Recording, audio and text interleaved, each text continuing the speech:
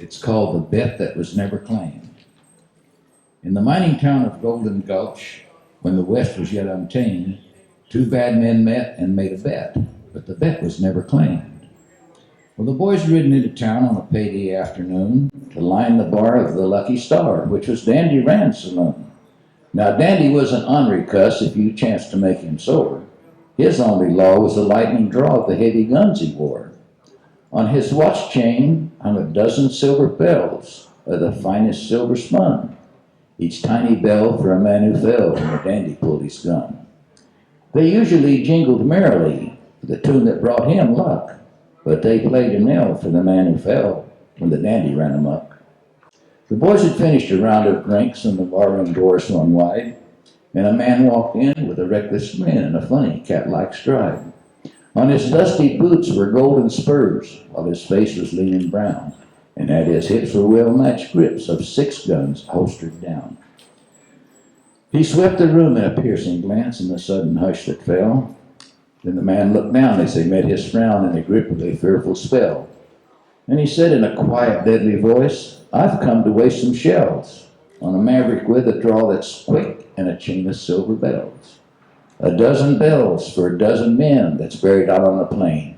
It's my intent to meet that gent. I've come for the dandy's chain." The boys fell in their sudden haste as the stranger squared away. No man would match his stare, but waited the dandy's play. The dandy faced the stranger's gaze. His coat was buttoned tight. His guns hung free above each knee, but his bells were hid from sight. And he said, "So it's the dandy's chain on which your heart is set.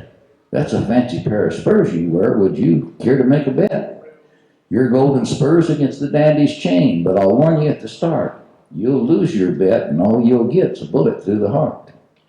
The stranger smiled his reckless grin and said, "If the dandy tries, you'll find him dead with a hunk of lead placed neat between his eyes." And he said as he loosened his golden spurs and slid them along the bar, "I'm calling the hand of Dandy Rand. Come out wherever you are."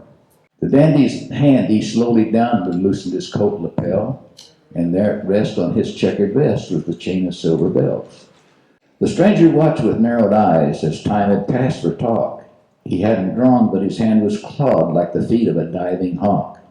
Suddenly the dandy's hand streaked down for his right-hand gun. No one saw the stranger draw, but 2 shots crashed as one. The dandy stumbled to his knees with a look of mild surprise, and a hunk of lead, as the stranger said, placed neat between his eyes. While down the bar the stranger stood, apparently unhurt, save a spot of red that slowly spread on the pocket of his shirt. Old Golden Gulch is a ghost town now since the mining days are done. There's coyote tracks in the tumble shacks that bleach in the desert sun. The Lucky Star is deserted too, littered with sand and straw, where the laughter rang and the dandy's game once drank to his deadly draw.